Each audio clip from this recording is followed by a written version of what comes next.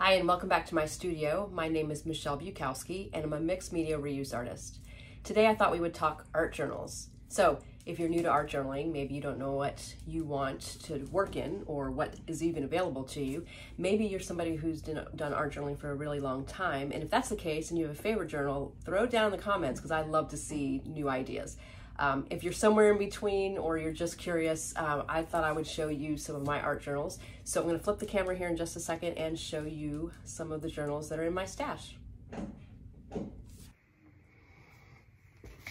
All right, so I'm going to share with you the very first art journal I ever used, made out of a composition book.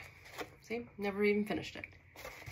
But I worked in this for a long time. My art, you can see, changed over time. You're gonna ask, okay, it's super thin paper, right? Flimsy.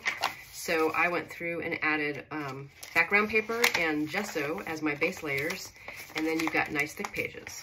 So great way to start, inexpensive journal. You can pick them up, I guess, probably for $1 or $2. I know everything's gone up right now, but still a very inexpensive way to start. Nice size, it's not too intimidating. So this is an architectural digest. This is one of my favorite journals to work in. I love the size. And it's the same thing. So the pages, when they're magazine pages, obviously are thin. I add a layer of gesso to start with, or I'll add a layer of paper, depending on what I'm working on. And then you've got nice thick pages to work on. I mean, that's a thick page. And it takes the paint really well. And as you can see, this is a work in progress. So that's another inexpensive option. You can get magazines usually at thrift stores as well for a lot, for a little. Or if you're a big thrifter or garage sailor, what about an old book? Now, don't jump at me. A lot of these books are gonna end up in the landfill. I like to save them. So I paint straight on the paper. And if you can see, there's a layer of gesso. And then I just paint on it. Sometimes it has extra papers to give it some weight, and sometimes it's just straight painting. But that's another inexpensive option. Of course, you can make your own journals. So this is just chipboard. You know, you could use a cereal box, cut it out the size that you want. And then I just did a single saddle stitch, right? So I just used old paper that I had around, watercolor paper, scrap papers, and I made a little journal. Another version, another handmade, small, same thing, chipboard for the 3 pieces, the spine and the covers, and then just lots of little pieces of leftover paper from projects. And then I've been journaling in this for off and on for probably a couple years now. It's one of my favorites. I love it, and I love the size. And then, of course, my all-time favorite is using old book covers. I get them in the free bin or at garage sales or at McKay's, or at Goodwill or that kind of thing, thrift stores.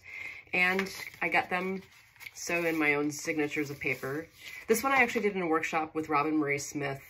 I had challenged myself to do to do collage with just paper and no paint, since I tend to use paint and everything.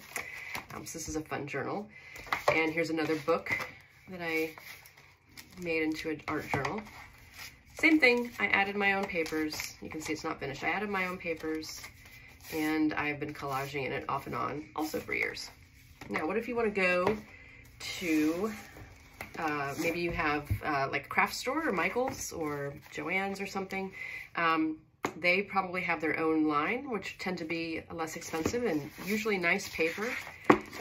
So you've got different sizes. A friend gifted this to me after she painted the cover, which is really cool. I love putting stickers on it. But the paper tends to be pretty decent. This all took wet medium, really nicely. It buckles a little bit, but it's paper, and I'm okay with that. You can draw on it, which is nice. I added collage into it, and you can see it holds up pretty well. These are pretty inexpensive, so that's a really good way to go. There's also, of course, more expensive versions. I mean, this isn't the most expensive version, but it's a little pricier. So I tend to keep these on hand. I really like this. As you can see, I already bought my next one in anticipation of finishing this one. So there are a number of options, some of them a little bit on the higher end. You can certainly go way expensive, but I caution you because sometimes when we do that, we tend to keep them because we don't want to mess them up. So whichever version you go with, grab it, get it out, get some art supplies, and just play and have a good time. Catch you next time. Bye.